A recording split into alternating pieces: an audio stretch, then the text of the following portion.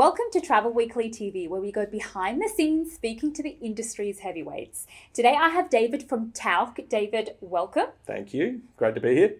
Thank you for coming in. David, tell me a little bit more about yourself. How did you end up at Tauck? Look, it's like all of us in the travel industry. I think it's a fairly long story, but we'll condense it down. But very first job in travel was working on a cruise ship, a Disney cruise ship, back in 25 years ago. So I worked in the kids club on the Disney Magic, which was my entry into travel.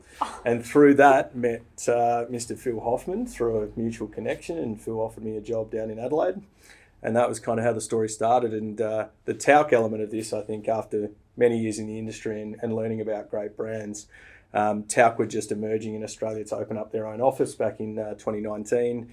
Got a tap on the shoulder to talk to a recruiter, and through that process I went from knowing very little about the company to really falling in love with what Tauck stands for, because it's a very unique company, quite a different company in the way they operate. They operate with a lot of ethics and morals about every trip that they take, and it's just it's a pretty extraordinary business. Because it's a family business still to this day. Yeah, it's a family business. We're 99 years old, so we're actually turning 100 early next year, which is really exciting. I think Impressive. If you really looked at the depth of family-owned companies, not many family-owned companies get past the second generation, and not many get to 100 years old. And we're now in the fourth generation. But Arthur Tauck Jr., who's 92 years old, is still involved in the business, and he still comes in and helps run things and looks at all the different facets of the tours and still adds some amazing input. He's a pretty amazing human.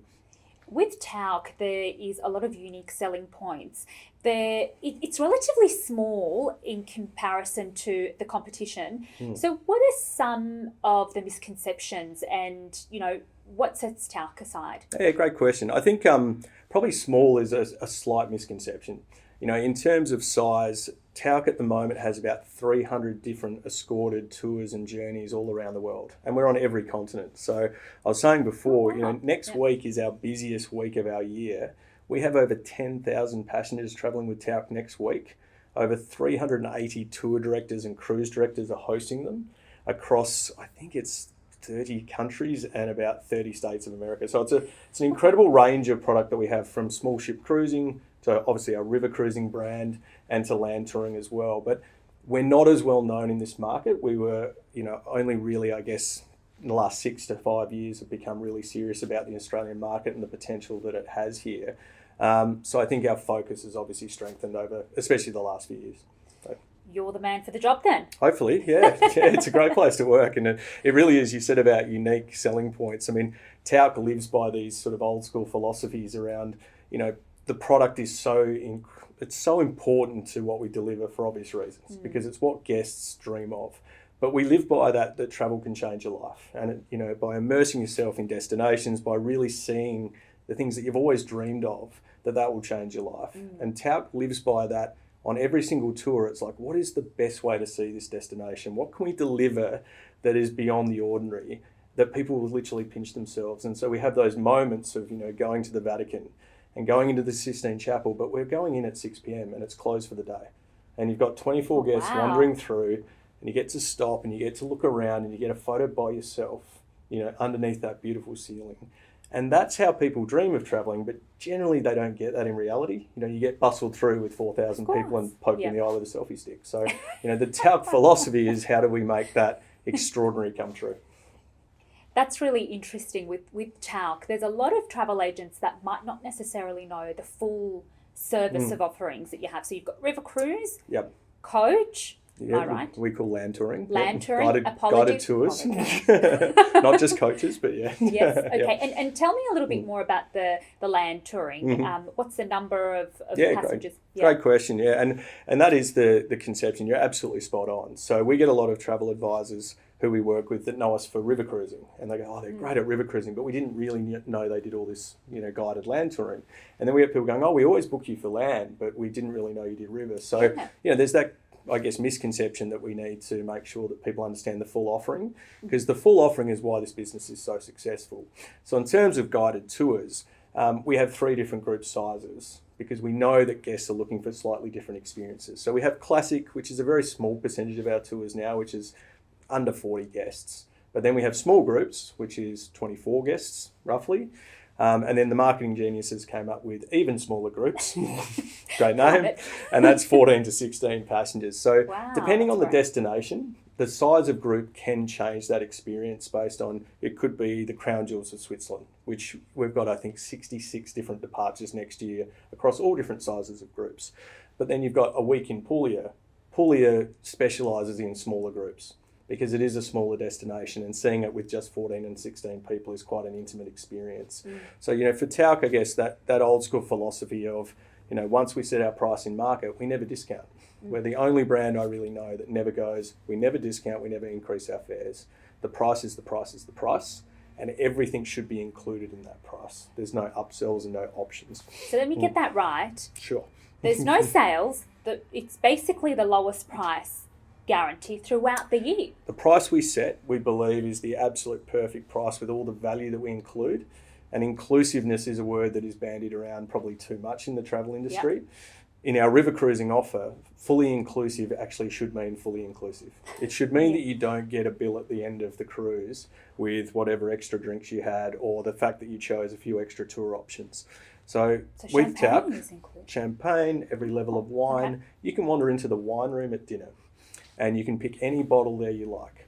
Now, that's fine. You might know the bottle you like. Our sommeliers and waiters will come up to you and literally say, look, we saw the other day that you liked a lighter red. We've got this beautiful Spanish, Tempranillo. Would you like to try that tonight? But your partner might be, bigger, bolder wine, and say, well, and we've actually got this one from France, a Bordeaux, that we think you would like better. So the personalised service of, wine is important to people. It makes a great meal. And so it's not just here's the white for the night, here's the red for the night, and that's what you get to drink. I love that. That's definitely unique selling points. Yeah. That's what sets Tauck aside. Absolutely, yeah. And there's lots of those elements to what we do. We actually do something really, really small, which we don't talk about, so we won't talk about now, okay? But there's something on every tour called a lanyap. Have you ever heard that word? No. Lanyap. It's an old Creole term that means something extra.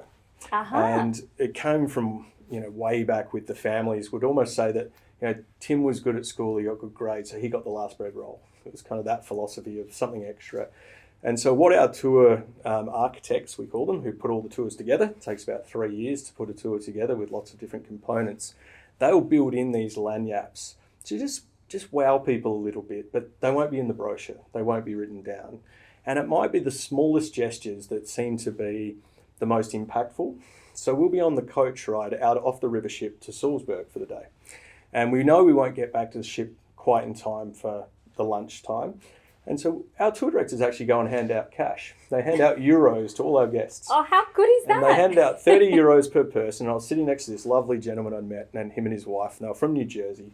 And he was a very successful man. You could tell by his stories and by everything about him, his watch, lots of things. And he just held this 30 euros for about 10 seconds, and he looked at me and he goes, Dave, how good's that? And I said, oh, what's that? And he goes, they just think of everything, because it was just in case you needed to go. You might not have had local currency on you. You might just want to go in and buy a beer and a hot dog. You might want to buy some chocolate. And just something so that you've got that handy, because they might not take a credit card. They then hand out a €1 coin for every person. You know why? Is that for the bathroom? For the bathroom. They do call it the P coin, but anyway, we won't go into detail. It's a pain in the neck when you don't have that coin. Completely. It can be very, very disastrous and painful. So I think we try and make sure that our tour directors are empowered to make these decisions to bring it to life. And it might be in Jordan where they're waiting for you with a fresh glass of juice, or it could be somewhere in Europe where they've grabbed all the pretzels from the bakery for the coach because it's an hour coach back to the ship. So think of things ahead of time. Language. Yeah, it's great. So for the travel agents that don't know Tauck very well, where can they go and who can they reach out to get more information? No, great question as well. So we've built the team. We've got a fantastic sales team. We've got 2 senior national account managers that manage all of our key accounts around Australia, and hopefully those key accounts know us, but they can reach out to our customer service team and find out who they are, or they can contact myself, of course, as well. So, and they're really well known. So Helen Eves and Jerry Pilgrim are 2, loved industry sort of icons. So, we hired well. Our reservation team is managed by Sarisha Ramdani, and so many agents and advisors that I talk to completely love her. She's fantastic at what she does. She's very personable, knows everything about Tauck and has great experience. So we've got this team that we've built, and it's just working really well for us at the moment. We'd like to add to that team. So the goal is in the next few weeks we go back to the US. Our head office is in Connecticut, beautiful little town there in a forest, and we're sort of pitching for headcount because we just want to keep growing. And the goals for us at Tauck are, it's not about this year, and this year's been really successful for us. We're the second biggest market in the world now behind the US. But the goal is by 2030, we want to be at a really certain level, and that's where we're going. So I'll definitely link up the website on the screen here and your personal number so they can call you Please at do. 12 a.m. Yeah, absolutely. Anytime, dealing with anything. It's very accessible. Thank you so much for joining us. Sure, thank you. So good. And thank you for watching Travel Weekly TV.